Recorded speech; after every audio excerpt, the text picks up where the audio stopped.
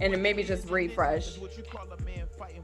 Earlonne, sometimes you have to show me how to do live things on Facebook. Yeah, we gotta get you on your live, nice. And on Instagram. I have no idea. I'm always afraid of it. So we'll do a watch party. Okay. Then I gotta come up out of this though.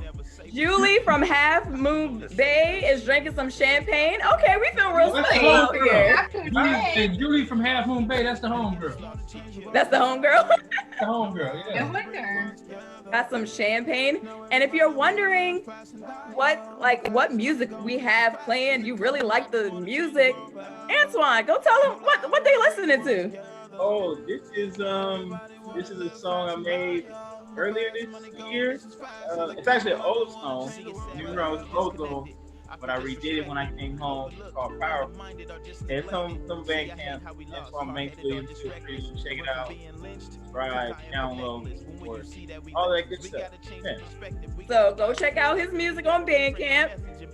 I'm gonna call it out. Antwan, he has music on Bandcamp. Go check it out. We can drop the link at some point during the wind down. We'll drop his link so you can go check it out.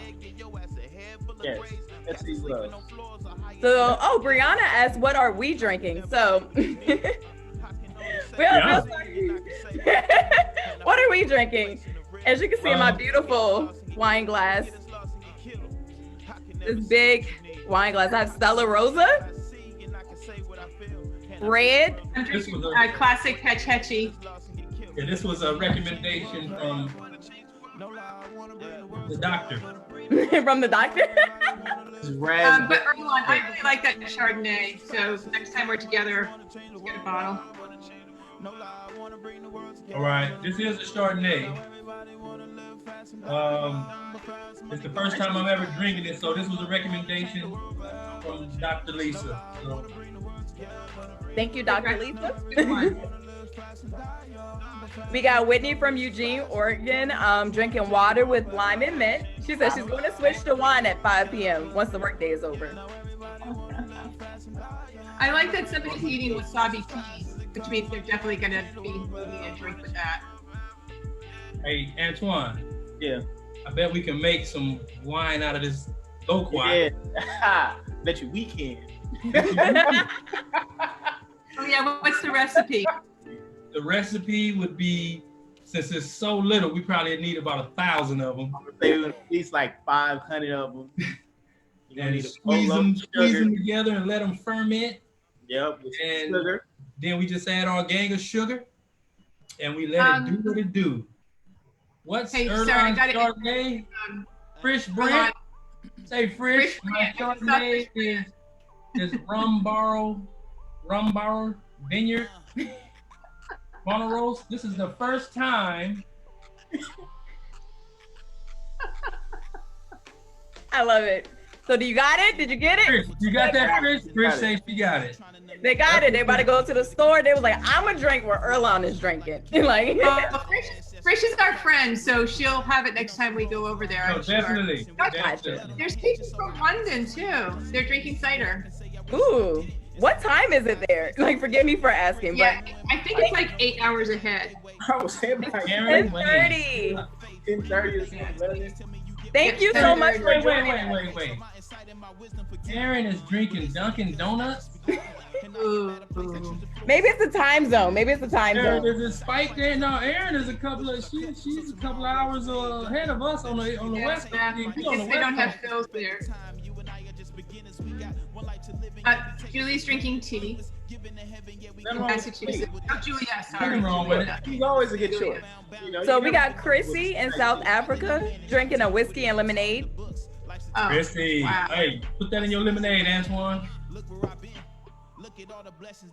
He's like, Antwan over there like, I'm pregnant, dog. Can't drink. Well, also, I like that someone's drinking a gin and tonic. That's nice. That's so summer. That's Nigel's favorite. Mm-hmm. All right, so someone in Switzerland. Oh wait, and they're winding down with the beer. As they should. As they should. It's not a bad option either. It's not a bad option. Wow, there's quite a variety here. Someone has a non-alcoholic Chardonnay. Blackberry. Oh, is that what it's? Oh, that's what NA stand for. See, now you Yeah. good at this. No. What is a non-alcoholic Chardonnay? Oh, right. We're not picking on you, though. We're not picking on you. No, No, not at all. let me see if mine non-alcoholic. I think not. I think they work. They put a little dent in the bottom of the glass that's taking some of the Chardonnay. Somebody turned 21, but they can't get a new ID because of COVID. Sorry. I'm sorry. Take your birth certificate. I will drink juice with you. The juice community, the water community, welcome. The water community? The water community. Just the water community. This is the water community right here. And I'm gonna go ahead and encourage people, like, if you have any questions that you already like starting to think about and you want to make sure we get to your questions, start populating the Q&A feature. It's you at the bottom of your screen, you type click on Q&A. You can start putting some questions there, and we're gonna have some Q&A segments in between, and then a rapid fire Q&A at the end. So like you can go ahead and start putting your questions there. If you just have something in your mind, you came to the wind down and you're like, you know what, I want to ask them this. Go ahead and drop it in the Q&A. We'll try to get to it. Thank you, Brianna. You took me up on that. I'm gonna have to remember to like look at yours. So we have about a minute. Please continue to drop in the chat your name and your location and what you're drinking. We are so thankful to everyone who's joining us tonight in East Coast time, or tonight in South Africa, or just in the middle of the day or afternoon on the West Coast. So thank you for wherever you are for joining us.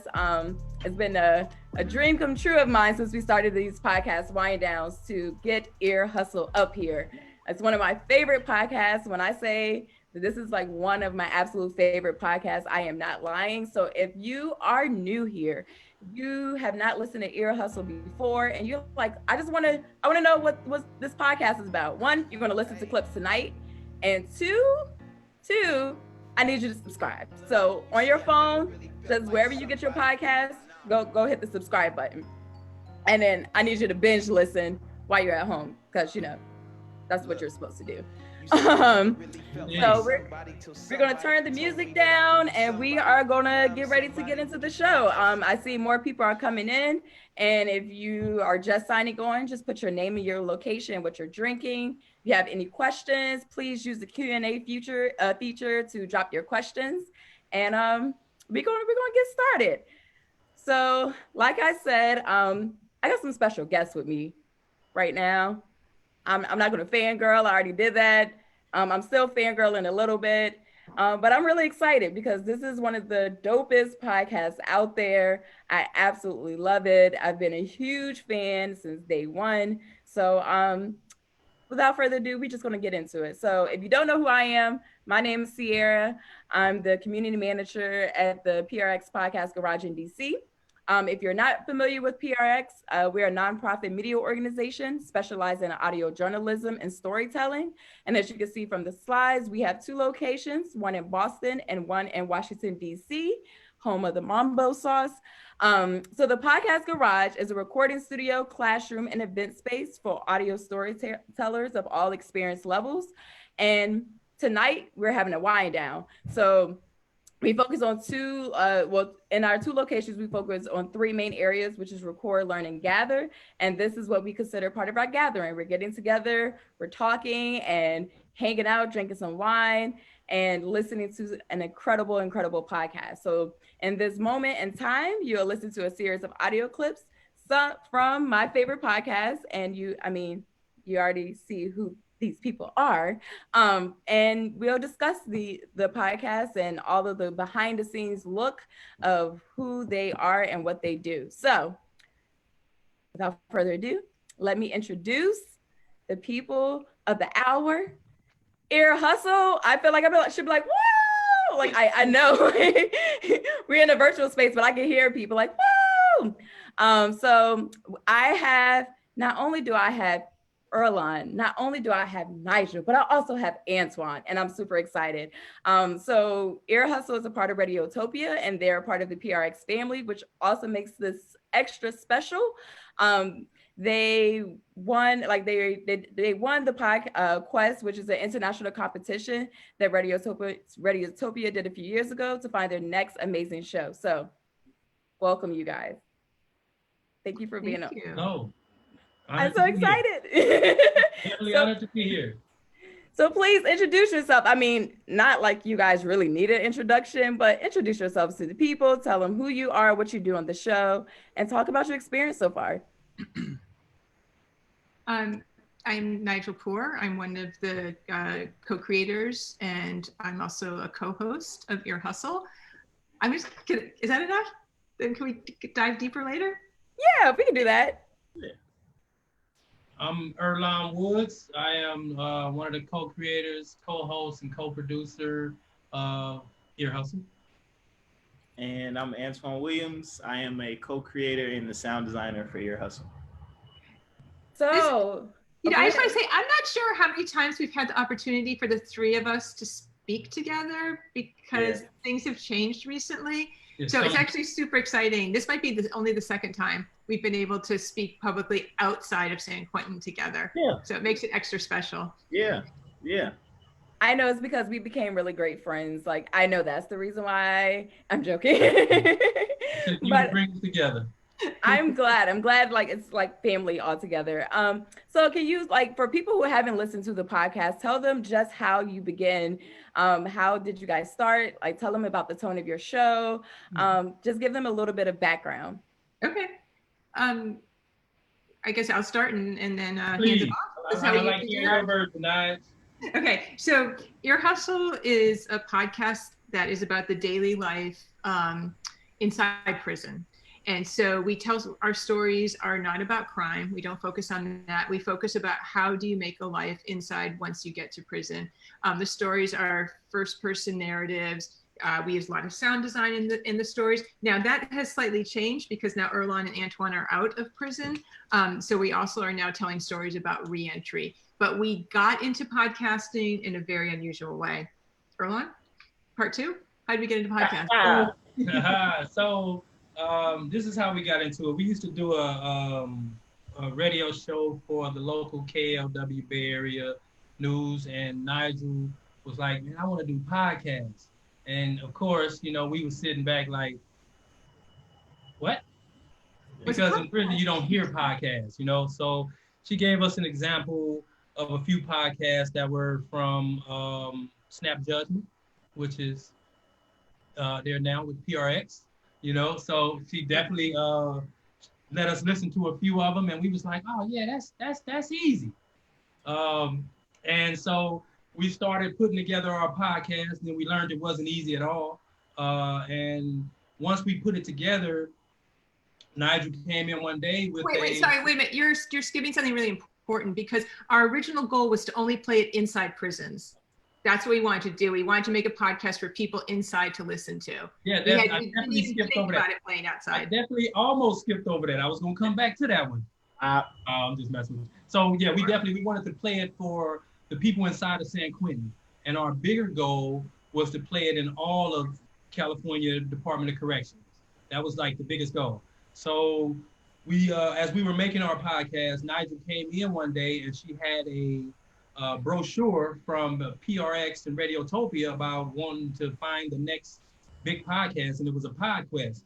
And she was like, what y'all think? I'm like, yeah, we good with it. And so she went and asked Lieutenant Robertson, who is the public information officer for San Quentin, and he was like, y'all ain't never get into podcast, y'all ain't gonna win, gone. Y'all can submit. So we did just that. And who's coming up next? I think, wait, what did you say? What? Okay, I thought Antwan was gonna go, but I'm gonna say, so we submitted into this PodQuest competition, and out of 1,537 other contestants in 53 different countries, we made it to the top 10. And once we made it to the top 10, we had an interview with Julie Shapiro and the rest of her team, the donors, but it was mainly Julie Shapiro. And after that interview, we made it to the top 4. And when we made it to the top 4, we had to submit 3 pilot episodes. So now we really have to learn how to really make a podcast now. But yeah, can I say, when we got to the top 4, all 3 of us were like, shit. Damn, we gotta learn. We gotta now learn all that talk we was just having. Like, yeah, we can do it. Now we got to do it. So we created 3 pilot episodes, and us being in prison, I think we turned them in. We almost turned them in on time. But being at his prison, things work differently. I think right when we were about to turn them in, Lieutenant Robinson went on vacation, so there was no clearance, so we were stuck. And we were able to get them in, and I think it was November 1st of 2016, we found out that we won the whole competition. Yes, it was exciting. Yes, we were very elated. Nigel was doing backflips. Standing backwards, you know, for sure. Me and Antwan, we was like, yeah, all right, we won. But what we gonna do now? He says that we found out that day, but because they were inside San Quentin and I was out, I actually found out before them. And this is one of the things that's hard when you're doing a collaboration inside, is there were things I was privy to that they couldn't, because we couldn't get phone calls and emails in there. So I knew, and I had to wait till the next day when I went in to tell them about it. And I was so freaking excited. I'm sure as soon as they saw me walking across the yard. Yeah.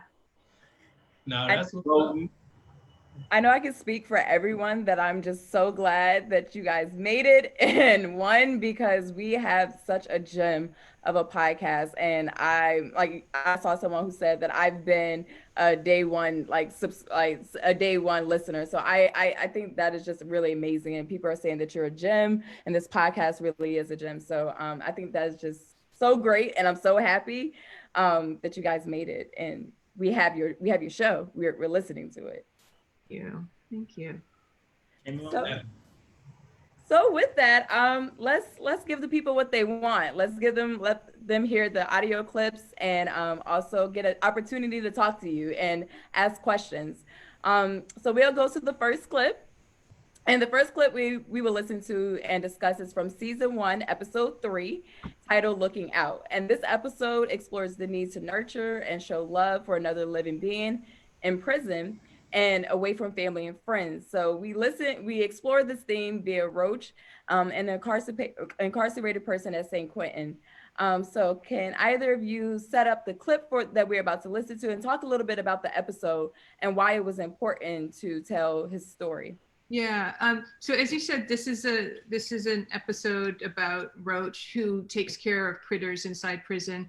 And one of the things I'm really proud of with this episode is that it talks about deprivation in a roundabout way, because it's really an episode about finding love and giving love, and that can be difficult inside prison. And the way Roach does that is through all the critters that he takes care of.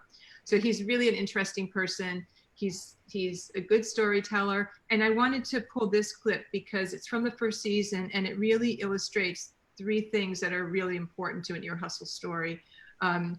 One is that Earlonne and I are the co-hosts, and we bring people through the experience. Myself as the outside voice. Earlonne at that time was the inside voice. So we're escorting people around the story. It's very rich in sound design. For us, the sound is yet another character in the story, and Antwan will talk about that later because he's the one that creates that.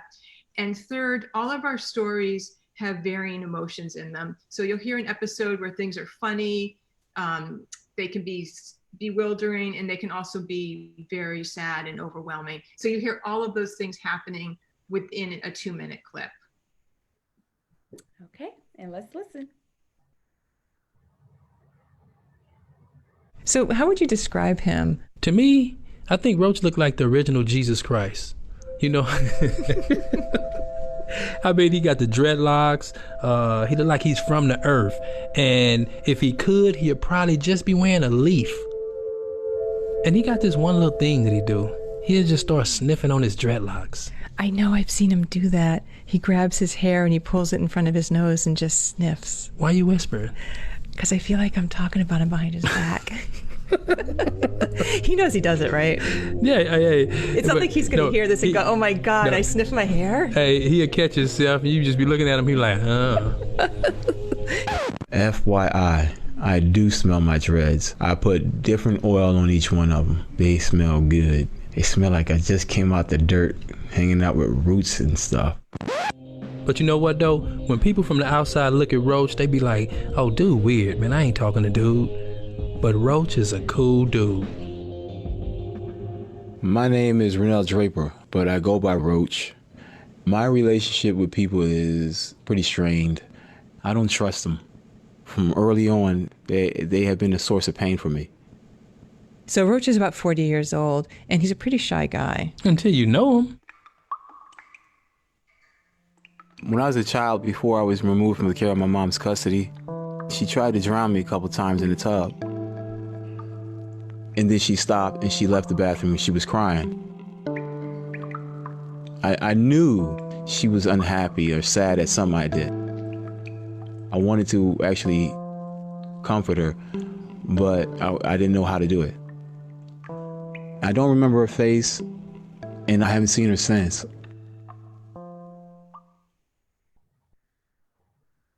Wow. It really takes you through all those emotions.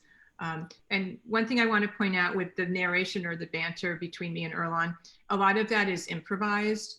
So we don't know what's going to happen when we start talking. Sometimes it's scripted, but a lot of times it's improvisation. And also when we interview people, there's improvisation too. Like the way Roach described himself as living under leaves and stuff. Like, it's great. I mean, it's really him. And I know when I'm listening to it, and I've heard this clip so many times, I'm smiling, I'm laughing, remembering it. And then all of a sudden it makes that turn, and it's gut-wrenching to end with someone saying, it's not just that he misses his mother, he can't remember her face. And that's the strongest description of loss I've really ever heard, to forget someone's face. How is it when like you're capturing these stories and working with the different incarcerated like people and persons? How do you handle the story with so much care, especially in those moments when it take a quick turn? Like, how do you do that? I think the main way we were able to like do that throughout all of our stories is, for one, our journey started way before Ear Hustle. Again, like Nigel, Earlonne, and myself have been working closely together for years before Ear Hustle even started. And on top of that, Earlonne and myself both spent around 10 years inside of San Quentin. So the people in there knew us for our character, they knew us for the works that we were trying to do, and they also knew us as artists, but they really knew us on a level to where like they could trust us with their truths, right? So when it came down to having conversations about these harder topics, walls would come down that would normally be up in any other circumstances, right? Like, again, we've done a lot of work when it comes to just identifying like what needs to be and what doesn't need to be, not just a part of a story, but a part of a conversation, so people feel heard and they feel safe and they feel like I can share this aspect of my life and not be judged, or not have somebody look at me different or change the dynamic of our relationship. And one of the things Nigel have always been able to do is just, it's a part of her personality and it's a part of like of who she is, but the way she speaks, it's very comforting and it is very easy, and it makes just that space. And especially when we was doing interviews in like a super small room that got really hot really quick, and it's like, yeah, there's no ventilation, it's none of that, it's a hot room, sitting here and have this conversation, and where Nigel's sweating, you know, it's like really being in there, but being in that space and not backing out of it, it makes it easier for people to go to places that they normally wouldn't go with just any individual. So that's one of the things that has made our interviews go as well as they have, because of the rapport that we've just built and maintained throughout our time inside. And I think all of us really practice compassionate, present listening. Yeah. So when we're talking to somebody, they are the most important thing that's happening, that thing, most important being in front of us. And we really sit with that. And as Antwan said, in a non-judgmental way, that's essential for any kind of good interview, is to make someone understand that you are really there with them, and you're going to go through the pain and the exaltation with them as best as you can. I see a lot of comments that say, like, you know, that's beautiful, and like talking about the compassion. We have a question from Brianna Elaine Martinez, and she asks, what has been the biggest change Ear Hustle has brought into your life? And what's the most positive and maybe a negative? Did I start that? Yes. This could be a long list. So I had a parole date of 2028. And part of my work in Ear Hustle was noticed by the governor's administration. And I put in a commutation and I was granted my freedom, you know? So that's one of the most impactful moments or things that I've definitely received out of Ear Hustle, was being granted my freedom for the body of work that we were able to put out of San Quentin. And Earlonne, you should note that that was your parole date. That didn't mean you would have gotten out either. Oh yeah, no, that didn't mean I would have gotten. And just to compare it with something, me and my co-defendant, Dion Arnold, we had the same time. He's still incarcerated. His date is still 2028 before he go in front of the parole board. So the commutation and me regaining my freedom was definitely, to me, I mean, yes, we do great stories. I love it. But the biggest impact for me was regaining my freedom. There's so many things. I mean, one, for me, it's beautiful friendships, and not just friendships, but a deep collaboration that's happened between me and Earlonne and Antwan. To have a deeply satisfying creative practice that isn't solo, that happens because you're working with other people, is a life-altering experience. And so I'm thankful for that every day. And I think it also shows that really wonderful, someone said blessed. Yeah, we are really blessed to have found each other.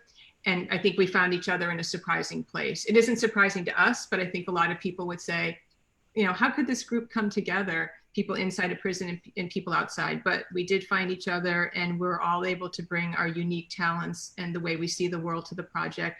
And, you know, we know how to argue, we know how to work together, we know how to listen to each other. It's a really lovely collaboration. I would say I wouldn't even call this hard, but it is so much work. I will say that's all our lives are pretty much about now, is Ear Hustle. It's hard to get away from it. It's fine for me, I love it. But it is my entire life now, and I'm happy. I mean, I'm blessed again that I found this, what I want to do with the second part of my life. I would say,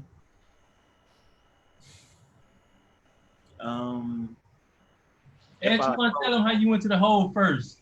No. We'll get to that. We'll get there. We got time. to get there. I would think the best thing that it has offered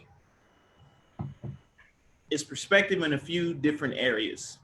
One, after doing so much time in prison,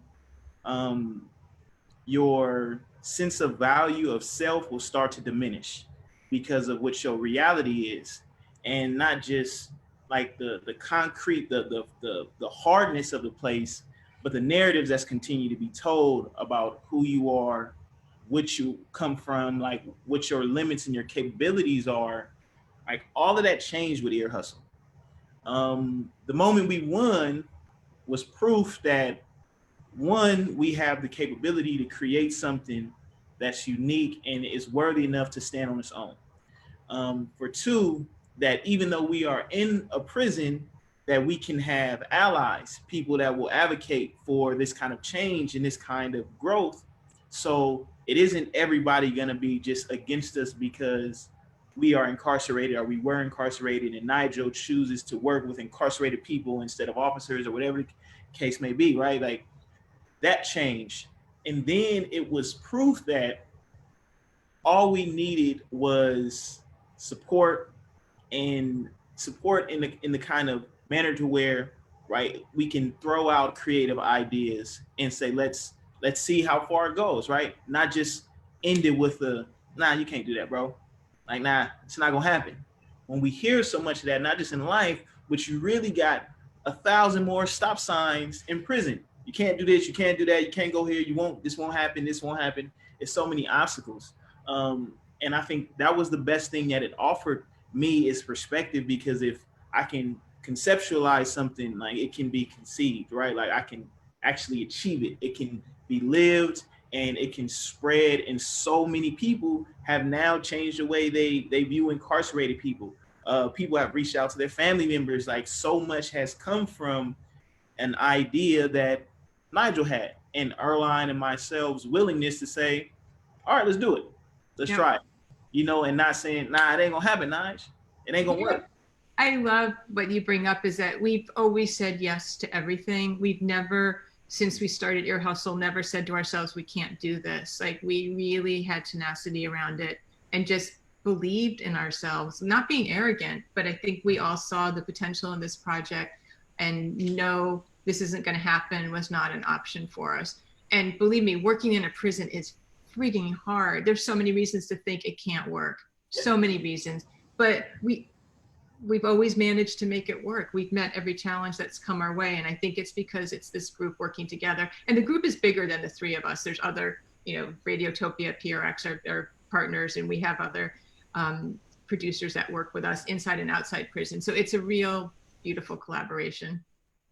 I think that speaks volume, especially like that attitude and being like just willing to say yes to things.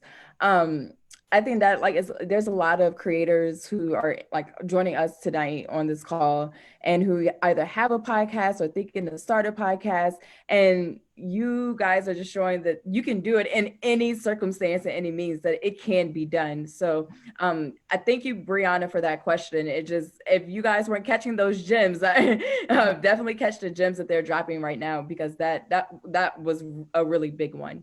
So we're going to like, in the interest of time, we're going to move to the next clip. Please keep your questions coming. We will have some moments like after each clip to answer some questions. And also we're going to have a rapid fire Q&A right at the end. So the next clip, the next two clips actually that we'll listen to and discuss is from season 1, episode 2, titled Misguided Loyalty. And in this episode, you talk with Shakur, who grew up in South Central Los Angeles in the 1980s. And he talks about how he was seduced early on by what he saw as like the glamour of gang life and how it impacted his life. Why was it important to share Shakur's story with your listeners? So when I was growing up, you know, I was a part of the gang life, hanging in the hood. I heard about Shakur's story, you know, early on, and it was one of those shocking stories that it was almost like unreal, you know. And I think when we got to talking about how we want to, you know, do stories and deal with storytelling, I knew that Shakur has something to offer the youth, and he has something to offer people. Like, you know, your decisions may come back in a different way. The decisions that you make may affect other people. And for me, I think everybody might be different in this, but for me, it was more of a message to individuals that want to get into the gang life to really look at what it's all about. What you say, Banks? Like I echo a lot of what Earlonne said, because you guys hear the echo, or is it just me? I hear the echo now. It's Earlonne. There, look, he'll pop back in. Yeah. Stellar. But I myself, I'm also from South Central Los Angeles, and Shakur's story was something that I heard growing up as well, right? Like it's that big. His life, how it played out, was that big in South Central that it traveled like that. But also I was living in the same neighborhood. And to realize that how things played out for him is an option for a lot of people. But again, it's something that people really the younger generation, this is something that they don't necessarily think about when they're making these steps. So I fully support Earlonne, like for sure. Like, man, that's a story that should be a part of the pilot episodes, something to really show how dynamic we can be, but also how in depth and how personal people are willing to get. And it just so happened to be one of the best episodes we've done. And it's, it's interesting. It's the only episode we've done that's one person's story. There's only one voice in it, and it's Shakur. Usually we have multiple voices or we have other people coming in, but because of the heft of his story, we didn't want to dilute it with any other voices. And it was a challenging one to get, for sure. So we're gonna play this clip, and then once we finish listening to this clip, we'll hear some more behind the scenes about this particular footage. So we're walking down 79th Street. One of my homeboys my age, he's like, yo, he want to be from the set. Keep your head up, homie. So he hits me. And the only thing I could think of in my mind was, don't fall, don't fall. Another one, he puts his gloves on, right? And the next thing you know, 3 others jump in. So I take my beating. And one of my older homeboys, he comes in between us and stops them. So he's walking with his arm around me. He's like, start coming around. So I'm like, okay. And even though I was beat up and I had 2 black eyes, my face was swollen, I really felt proud. So, Antwan, when we were on the call earlier this week and we were talking about the clips. Go ahead, tell us what. Talk to us about this clip, Antwan. Oh man, so behind the scenes, that whole fight scene had to be basically created in prison. And one of the things, again, that like I know and Earlonne know because we've been there, we've seen it, it's so much about fighting, it seems longer than what it is. So when you get hit really hard, or if you hit somebody really hard, there's always going to be like a ringing, and it's like a moment of silence and kind of daze. So it's like, how do I capture that? And then everything speeds up. And with the fighting and the scuffling, it was actually the distance between myself and this laptop, which is about 2 feet or something. I had to stand in that hot box room that we recorded the majority of like season 1 in, and I had to like basically beat myself up. The scuffling with a few of my buddies like standing behind me, like, oh, get him, you know, throwing the sound of people egging on a fight. So basically somebody getting jumped into a game, you just hear the and I just had to do this for like 45 seconds straight to get enough sound from different different places in the room, and I had to mesh it all together so you really get the sense of being you get the sense of not just watching but hearing, like, again, of what was he, 14, 15? Mm-hmm. Yeah, no, he was 13. 13-year-old kid like being jumped into a game. Yeah. And these jumpings, like, this isn't a, you know, I'm finna hit you a few times and then you all in. No, this is you finna touch every piece of this wall, you know, and so how to create that and make it go so fast but yet feel so slow, and go from being Shakur to just being a witness. And yeah, that's how that whole scene was created inside. And I mean, some of the things about that, Antwan, sorry to interrupt you, but what I love is it shows like you can work with such limited process or materials. And if you're creative, you find a way to make it happen. And so in that small space, Antwan, through beating himself up and the scuffling and all that, created something that was so 3-dimensional, so encompassing. And I love knowing that it was made in a really humble way. Yeah. But the way it's edited and the way we thought about it makes it so much bigger. So yeah, I love that. I love it. And you kind of alluded to this earlier, Nigel, that you mentioned like how sound design is like a character of its own. Can you speak to a little bit about what you meant by that, and especially when people are creating podcasts on their own, how they can think of sound design in that way as a character? I will say something, and I'm sure Antwan will have more to say. I think sometimes people think they make a podcast and it's just people talking, and the voices and the story are one thing, but that can feel like this flat. And the ambi, the music, the sounds you create make it a world, right? It creates the world for you. And Antwan pointed this out.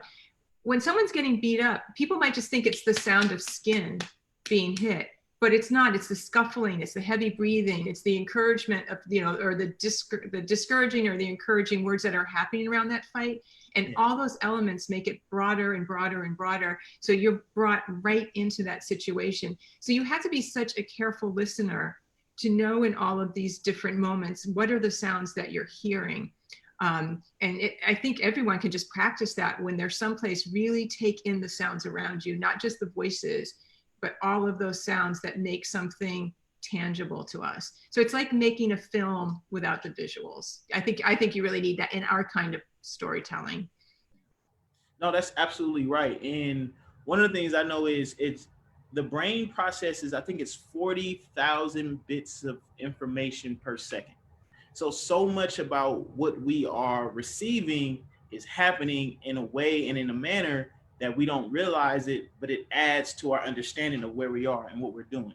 So when you think about sound, when you think about scenery, when you're thinking about like creating, like Nigel said, a world, you have to know how to create wind, right?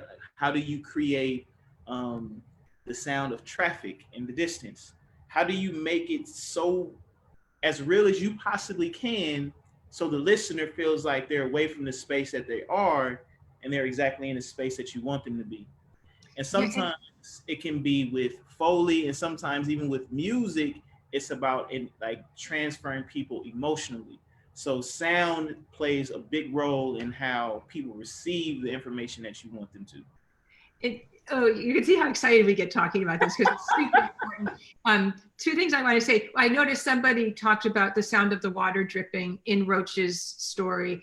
And one thing to notice about that is the dripping starts before you hear what's coming. So it's this oral kind of cue that the scene is changing, the ideas are changing, and it's kind of eerie dropping of water. And that brings up some more creative things about making sound. Like in prison, you don't have access to everything. So we would often have fun, particularly Antwan, collecting sounds, like dropping staples on the ground and recording the sound of metal hitting concrete, or throwing water against a wall to record those sounds. So he had a whole library of different created sounds to work with to add to the stories. And everybody was looking at him like, man, what the hell are you doing? But when you got the headphones on and the task cam, they're like, oh, he doing it for something. So it's like, yeah, leave me be. I'm working. And Antwan, back me up on this.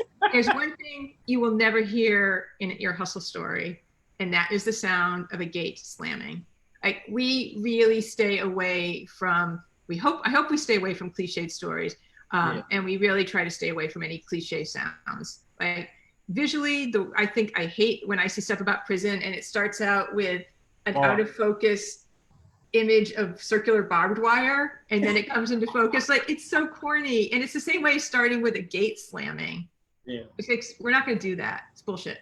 I mean, no, it might be in a music, what is it, a cricket? It might be in one of those. Oh, yeah, but he's gonna mess with it.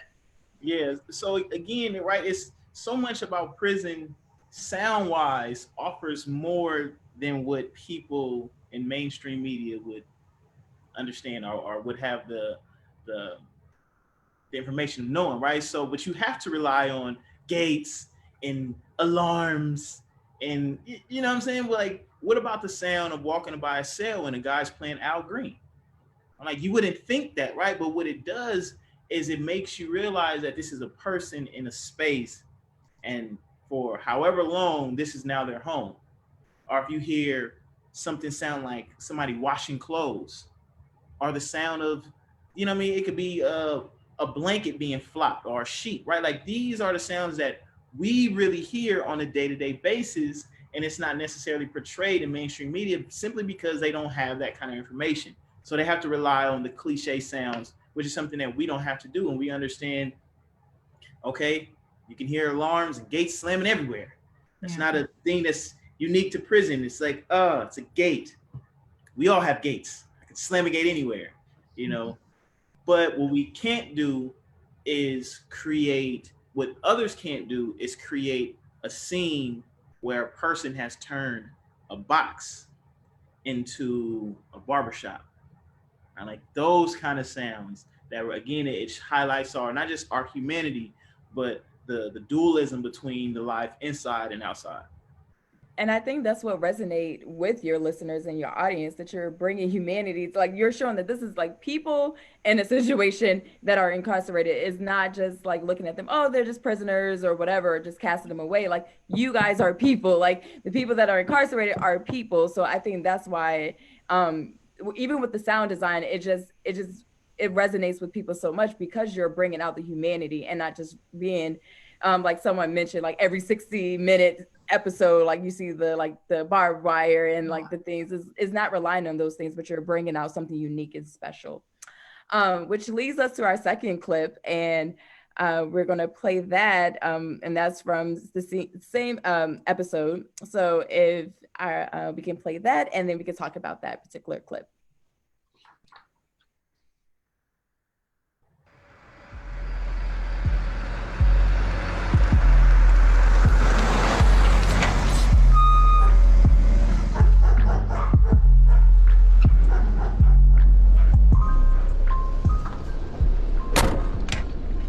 So it's my understanding that the rival gang members, what they did was they went to my parents' home,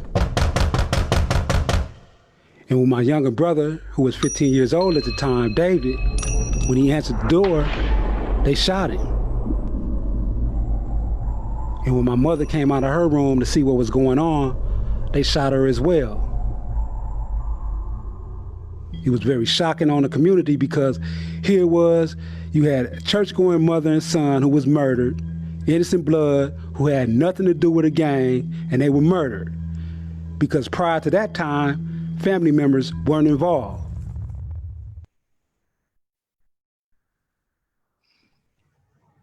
So Antwan, would you like to talk about like this clip? I know like we had some conversations like, earlier in this week about this clip. So anyone else can jump into. Yeah. Again, one of the things that San Quentin and a lot of prisons offer that people don't realize is insight, and insight into how people have been traumatized, how people can relive traumas, and how like it's on us to be not just accountable for like our actions, but how do we show up for people?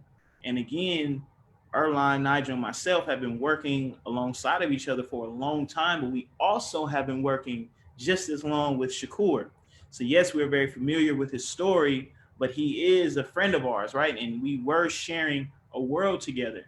And it's like, would I ever want to, first and foremost, he has to relive this trauma because we're asking him to tell this story where he lost people tragically. But then on top of that, what right and obligation do I have to just be like, oh, let's put some gunshots?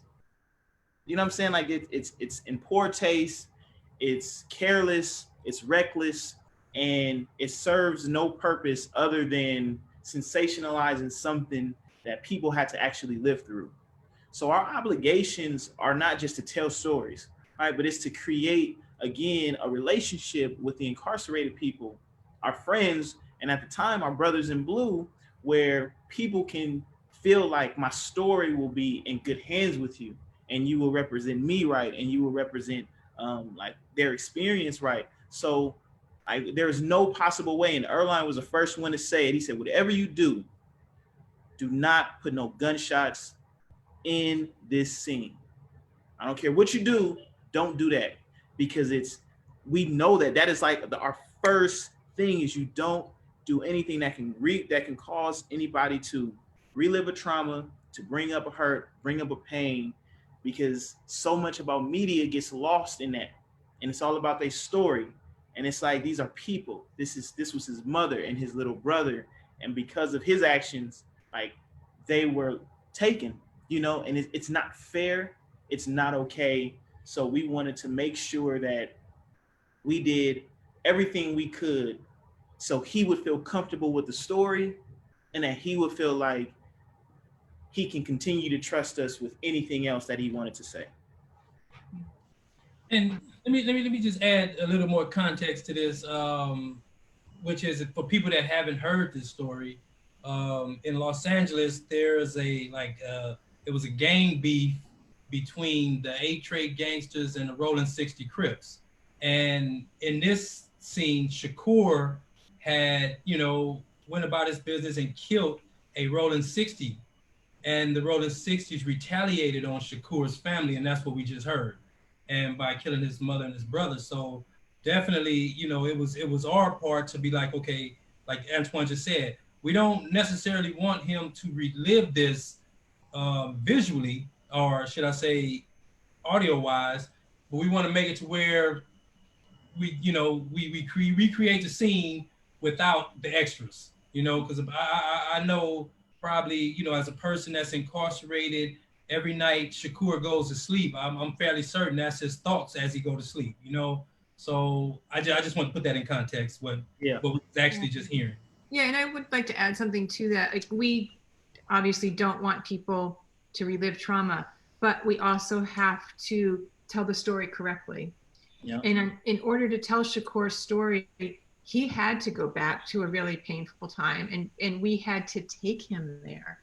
I remember when we recorded this was traumatic for all of us. And I think we had to record him 3 times, maybe, telling the story. And at the end of every time, we were all just deeply distraught. But again, it goes back to what we were talking about at the beginning, which is creating a safe space so that when he's retelling that story, he knows that it's being heard with compassion and it's not salacious.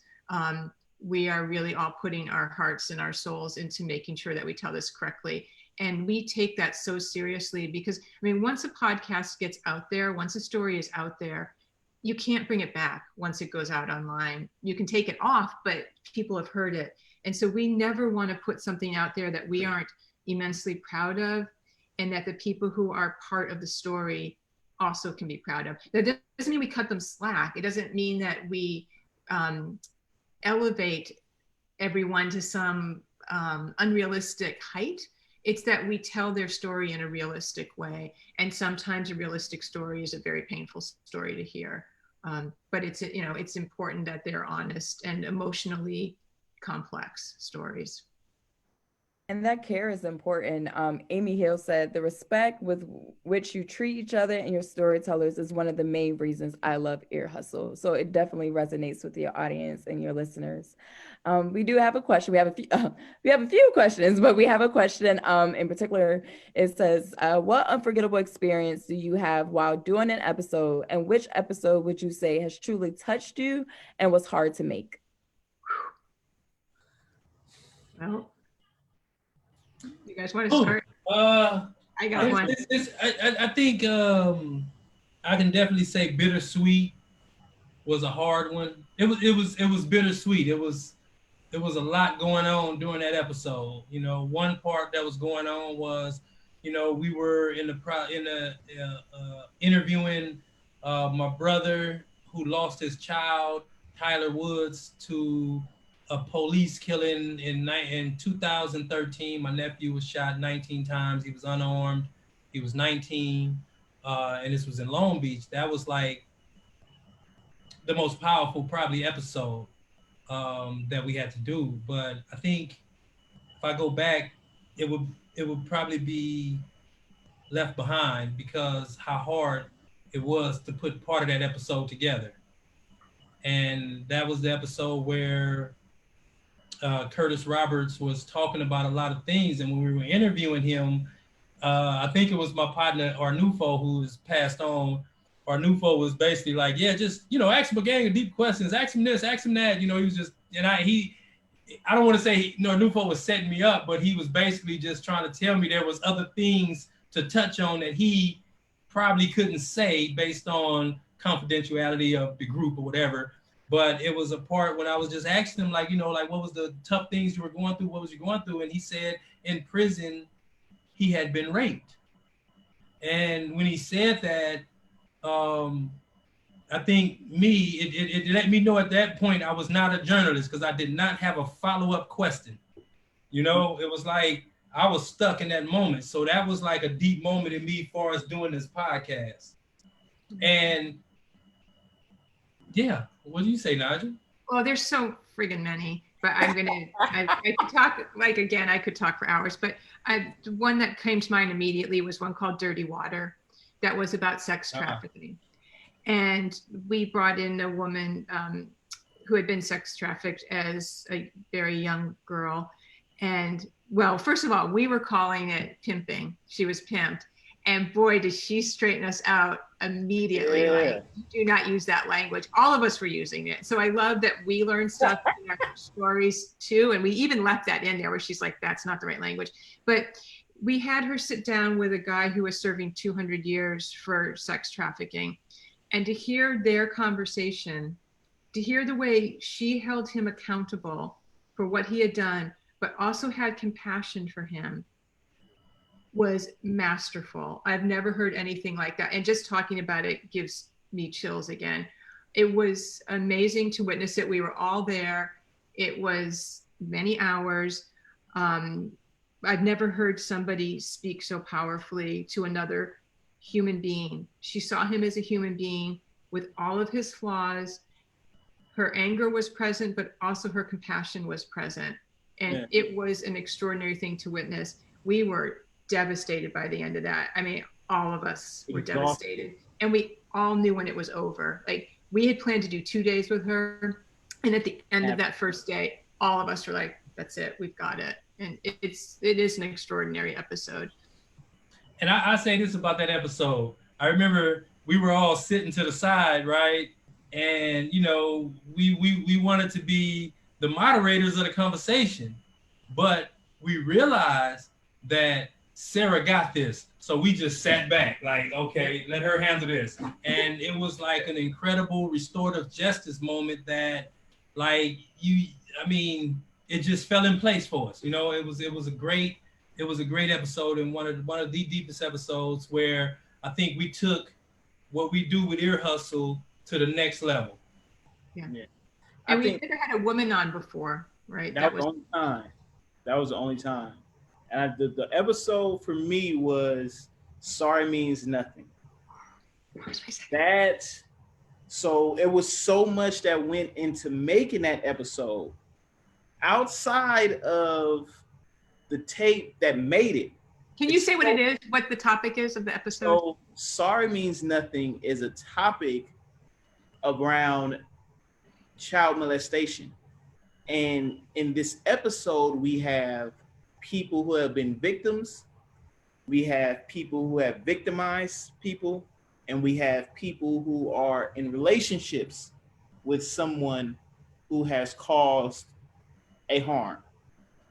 And so when we were going through having these interviews, always being mindful, because usually it would be like almost all of us in an interview, but having the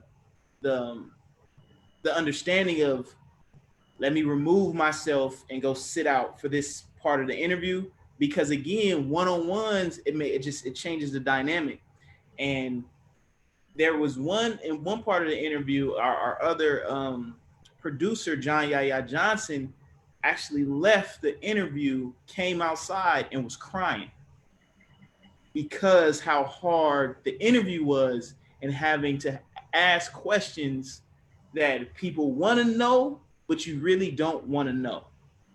Yeah, and absolutely. Still having to remain in a place of care for a person that has committed such acts is very difficult. It is not like I can ask them these questions and I want to find out too.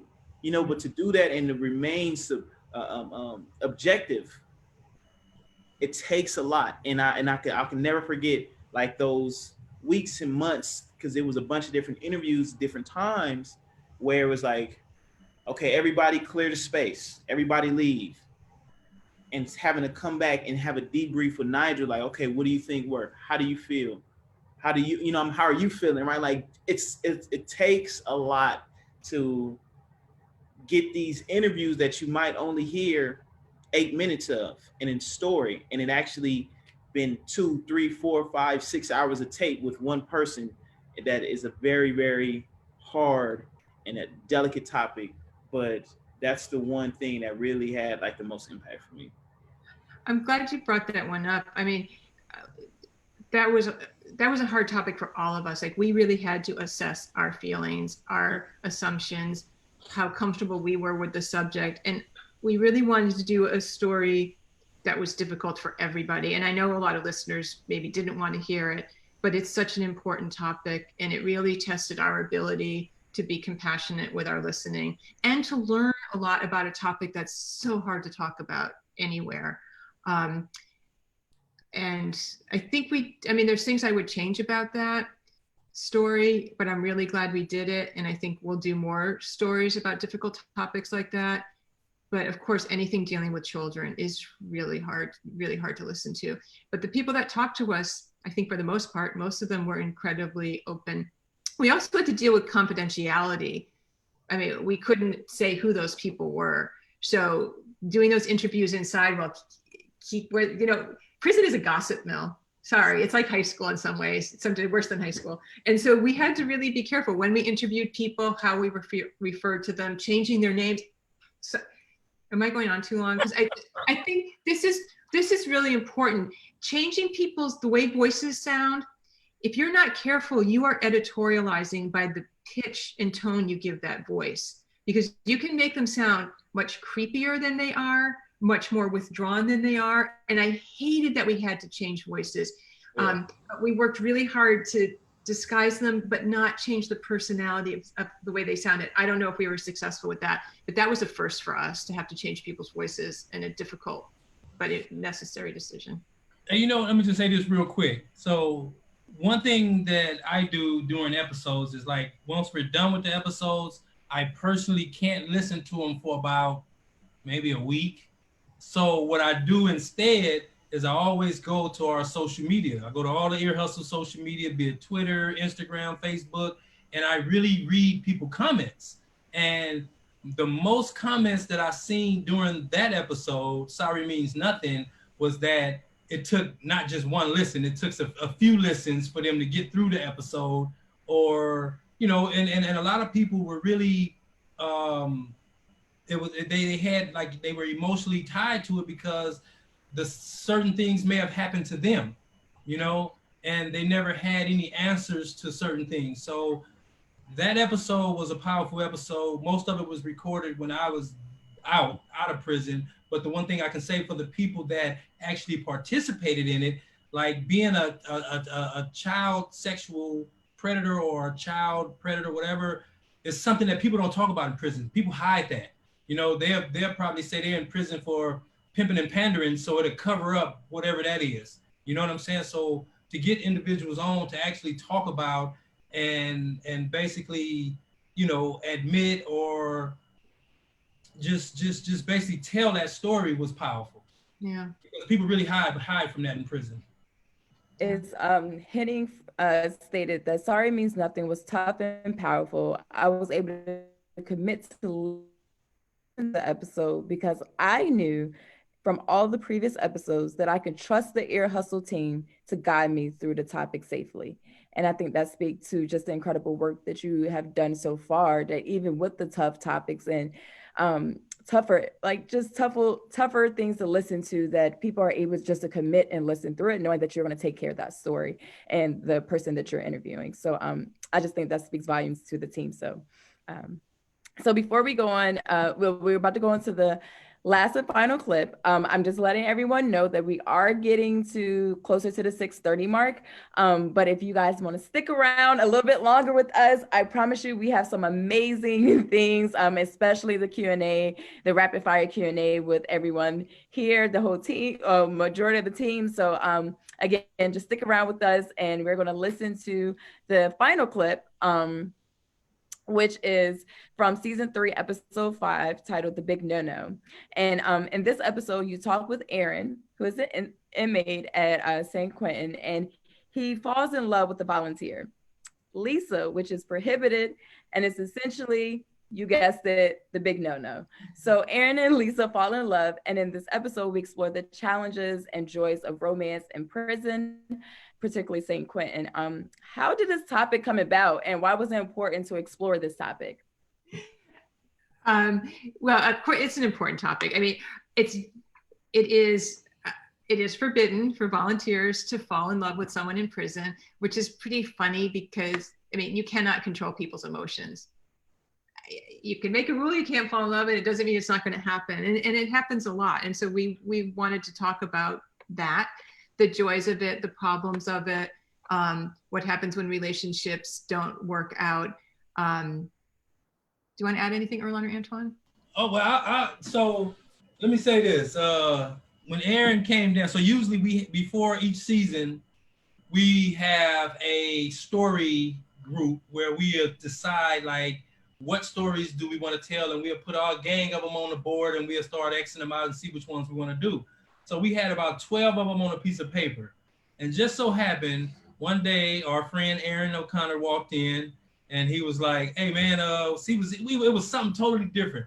And I was just like, handed him the board, like, "Hey man, which one of these stories fit you?" And he was like, "I don't know, maybe that one." And that's where we got him at.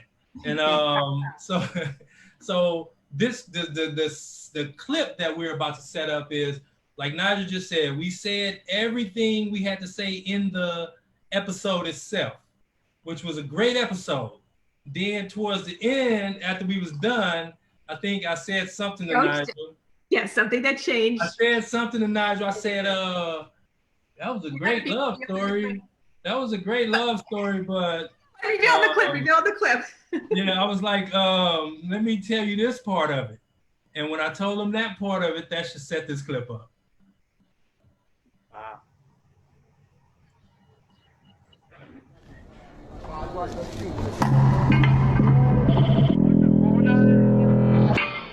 Really appreciate you doing the story, and you speak so beautifully, but there's something I have to talk to you about. Okay. And it's gonna be a little bit hard. Okay. So I'm just gonna be very blunt with you. Is that okay? Sure. Okay. So we do stories about life inside prison. We don't really do stories about people's crimes at all. And so I found out what you're in prison for. I was hoping I could talk to you a little bit about it.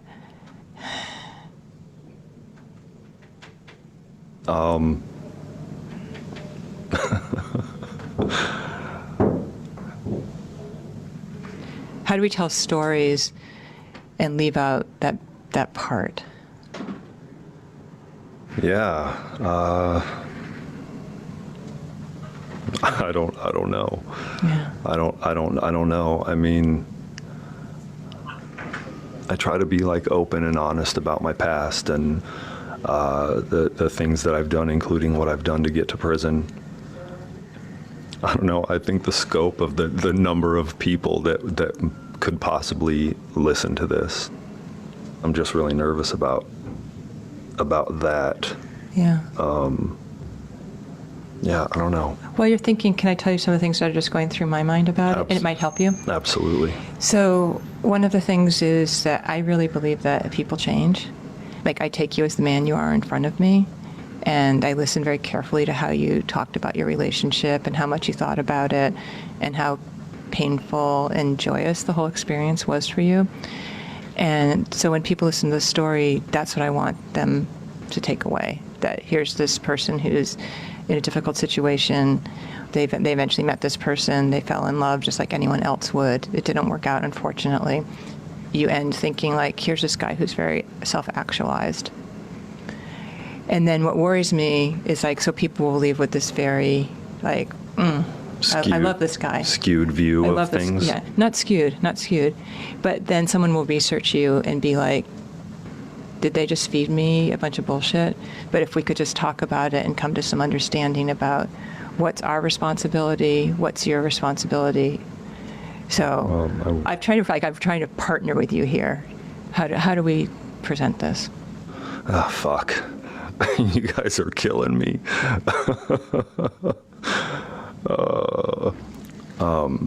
Here you guys are, poking and prodding. Well, let me ask you this. Do you feel like we're being unfair, trying to make you do this? No, I don't feel you're being unfair at all, and I don't ultimately know what my hesitancy is. So on December 7th, 1994, I murdered my ex-girlfriend, the mother of my now 25-year-old daughter.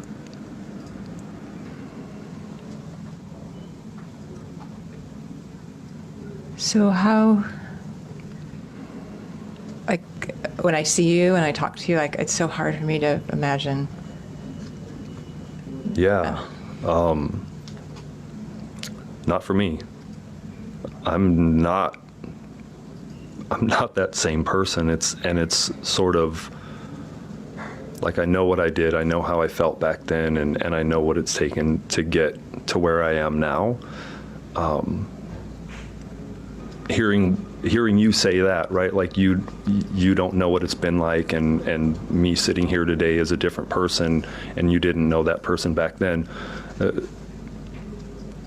That's one of the reasons, I think, why, with the exception of today, for some reason, I've never, once I figured out that I didn't want to be that person anymore, that was the moment I decided to be honest with myself and other people about all the things I've done, including killing my ex-girlfriend. So, when you met your wife, did you have to talk with her about how does that conversation happen? Yeah. So yes, we did talk about it, and she knows everything. She knows all the details, and we talked about it at length, and yeah, like, she needed to process a lot of stuff around that, right? And she had a lot of questions. And it wasn't a pleasant conversation. I didn't expect it to be. So, yeah. And do you think she was ever afraid of you? No. Now, you spoke about your daughter. Where are y'all at today? How is that today? Is it better? Do y'all have a relationship at all? Yeah, we have a good relationship. She's amazing.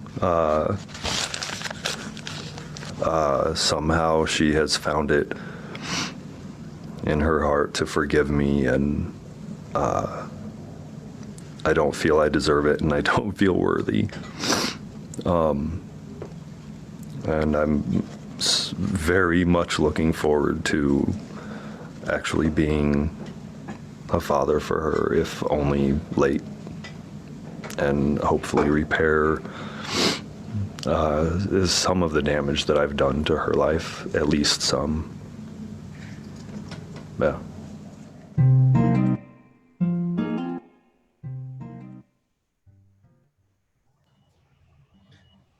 So let me say this.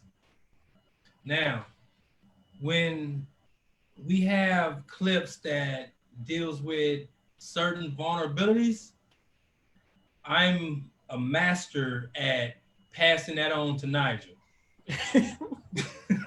Like, seriously, like Nigel can, I don't want to say, but she can extract certain things that I can't.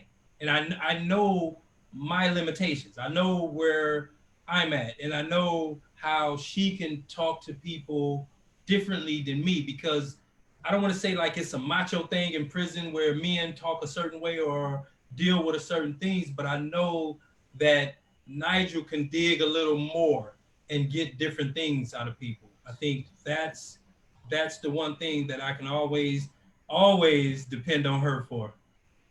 Well, I think one of the things that speaks to, as a team, we all know our strengths and we know each other's strengths, and we allow each of us to do what we do best.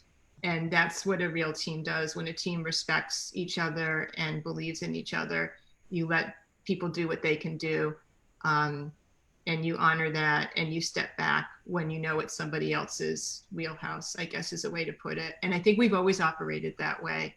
And together we have all the strengths we need.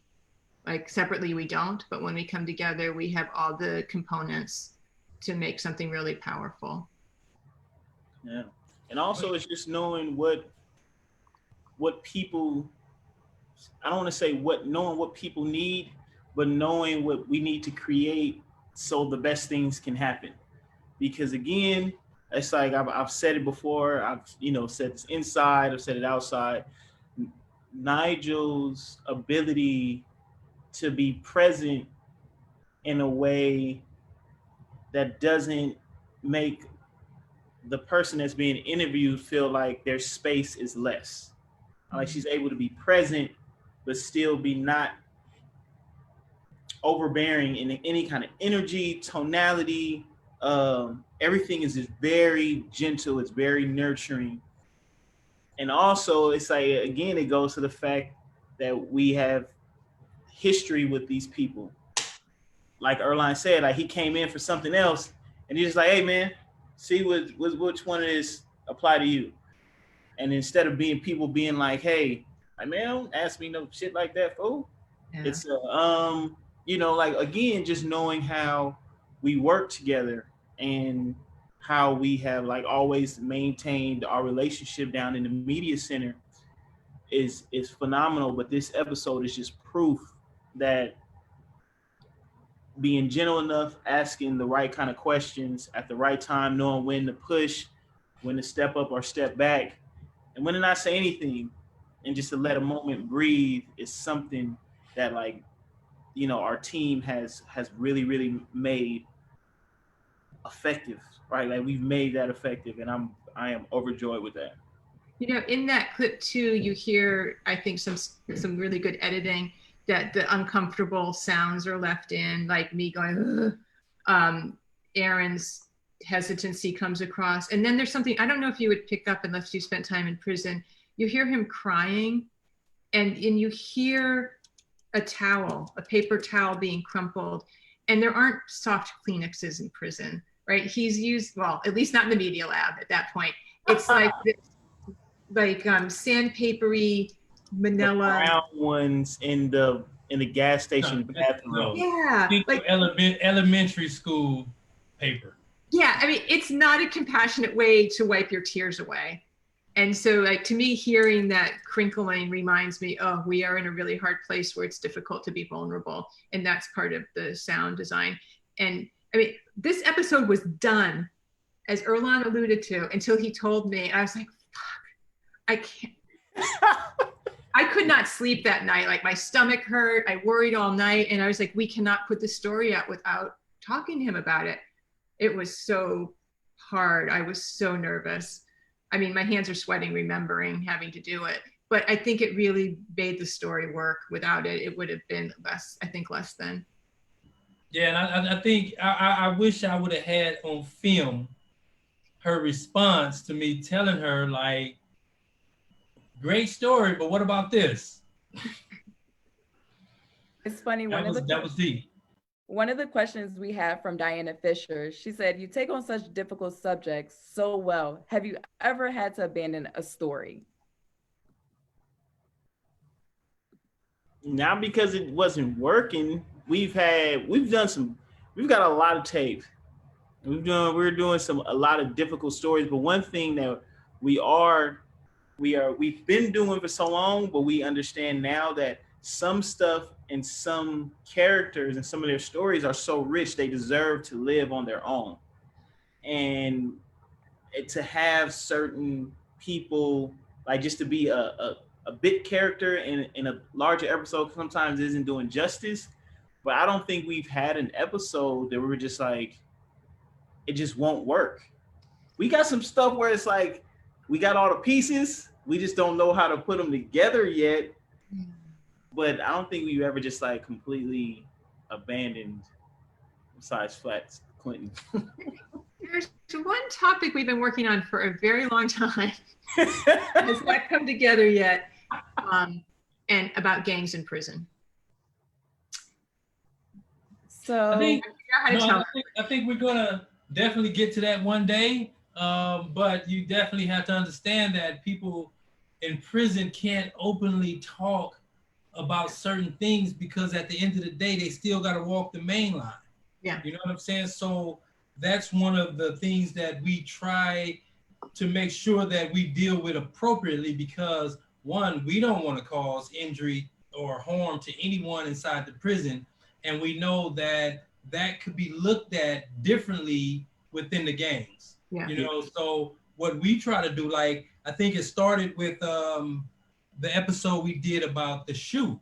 You know, it was like, you know, when we were doing the podcast, you would have a Hispanic population that might not want to talk because technically they can't talk, right? So sometimes you have to go and find people that can talk and talk to them, and then other people will follow suit.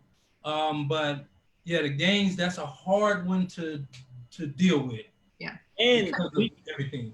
No, like we can get people to talk about it, but we can't get people to go on record and talk about it. Yeah. People will come and shoot the shit with Nigel for like 2 hours about everything. But as soon as we hit like, hey, can we record this? Yeah, hold up. Yeah. Time out. You know, now. Yeah. But that's the only topic. I mean, I think we'll get there when we can do it safely, but that's the only, to answer your, that's the only thing that comes to mind. Yeah. It's a topic that we haven't figured out yet. And COs. They do not be trying to fuck with us. Yeah, correctional officers. The people that you think that would debrief will not debrief. No. You know, and I believe though we're getting closer to talking to ex-correctional officers who doesn't have anything to defend. You know, they're well into their retirement checks now. You know, so they can talk about a lot of stuff. So hopefully we get, and if any correctional officer are listening to this and are watching this, reach out, wind down, we are giving you an invitation to holler at us about what goes on in the Department of Corrections and Rehabilitation. Okay. Let's wind down and have some conversations. Got me like choking over here. Okay, so we're gonna get into some quick rapid fire Q&A questions. We have like over 105 questions right now. So we're gonna try to get through. We're not gonna get through all 100, but we're gonna try to get through some quick ones. Let's shoot. Let's shoot quickly, right? Quick. You gotta be quick on your feet. Okay. Is Ear Hustle set to record more seasons? Yes. Oh yeah. Definitely. We got some surprises for you too. One is Ear Hustle is the only. Quick. This is called quick. That was quick. You in? No. I work at a place where I can drink on the job, so I'm good. So, okay, another question. Can we get some sneak peeks of topics for next season?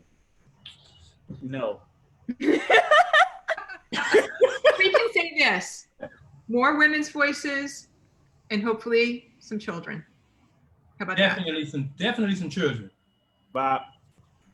Next question. Do you know if many of the prisoners interviewed hear the finished product of each episode? Every time. Oh yeah. Yes. Always. Yeah. Rapid fire. Right inside the prison. Okay, so Jessica has a question. Nigel, how long had you been volunteering at San Quentin before the idea of a podcast came up? I started volunteering in 2011. I started working down in the media lab in 2013. We came up with the idea for the podcast in 2015. It launched in 2017. Fast. Damn. I'm so proud of you. Okay. Next question. Which stories are you doing? Which stories are you looking forward to producing in the future? One that we can't say. Okay, next question. How would you recommend cultivating compassionate interviewing skills? Oh, that's not a quick one. You can't answer that quick. Let's see. You have to just be able to. Ooh, I can't answer quick. Okay, most people in prison are they deal with their accountability. They've dealt with their issues and they're wanting to move on with their life, so they're ready to talk. Does that answer? Yeah, okay. But I would say you get compassion when you go into interview. You take a deep breath. Your shoulders lower. You're not holding in anything tight, and you listen physically. You show someone through your face, through your hands, through your body that you are there with them, and that creates a sense of compassion when you're physically open to somebody. It's really important. Bob. Okay, I'm like scrolling to see if there's something that is like quick that I can ask you. So we can, let's see. What has been the reaction to the podcast by currently or formerly incarcerated people? So like, what has been their reaction? Thank you for humanizing us. Yeah, they love it. It's been loved. We're well received. I think we bring empathy to a prison population. I think we allow other people to have access to a place they've never had access to before. And I think we do it in a way where everybody can digest it. Wow. All right, so I'm gonna try to squeeze 2 more quick questions in there. I just lost it. Oh, okay, here we go. How are you recording? What kind of device are you using? We use all the professional Pro Tools, SM7B mics, a 12 by 12 room, 2 iMac computers, Apollo input, and Pro Tools and Logic. And definitely it's always good to know people like Mark Jeffrey who help you learn the whole system. And Pat Mesiti-Miller. Pat Mesiti-Miller, definitely.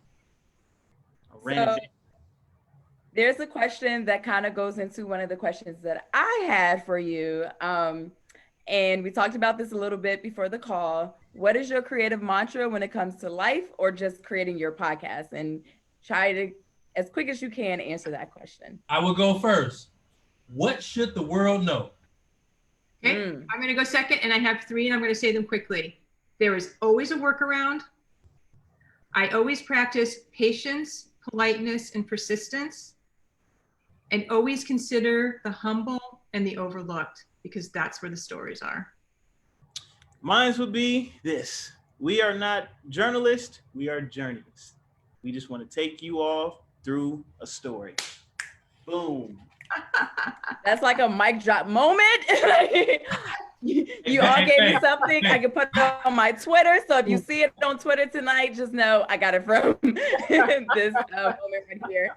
I just want to thank y'all so much. Y'all this was, I'm sure anyone, like we really didn't drop that much in listeners. Like at 6:30, people were just sitting here, just taking it all in and just so excited to be here, just like I am. Please, if you're not already following them, follow them on social media, subscribe wherever you get your podcast. This is like their podcast is a true gem, is a true treat. And we just, words escape me because it's just so amazing. So please subscribe, follow, listen to more of the amazing stories that they have. And it's just so, you're getting all the love right now. They're in the chat, just everyone just dropping, just saying thank you. And I echo them. Please follow us on social media as well. And if you want to listen to the episodes in full, subscribe to the podcast and also subscribe to Podcast Wind Down playlist on Spotify. And again, please check us out on podcastgarage.org/virtual. See more upcoming events like this Wind Down. And just thank you so much. I'm just seeing all this love in the chat and I'm just like, you guys, thank you. Thank you for joining us. But we have to give like a huge round of applause to just you all, just like all of you who joined us, who stayed on. Thank you, Nigel. Thank you, Antwan. Thank you, Earlonne. Like, thank you. No, we definitely here. We enjoyed it. It was fun. So fun. And it's definitely great being employed by PRX. Yes, to PRX and Radiotopia. And Sierra, cheers. Yeah. Cheers. How to pass the stories around, And Sierra, thank you for your enthusiasm and your love. It's really appreciated. Sierra, we appreciate it. You got to do it again. Yes. Wait. Sierra, how is your cup still full? I was talking to y'all. You had moments for clips. You should have been like, come on, look at my bottle. It's been captivating me, okay? Oh man! All right, you're not doing it right. Thank you. You're not supposed to be drinking. And now we can drink. Now we can cheers. Now we can drink.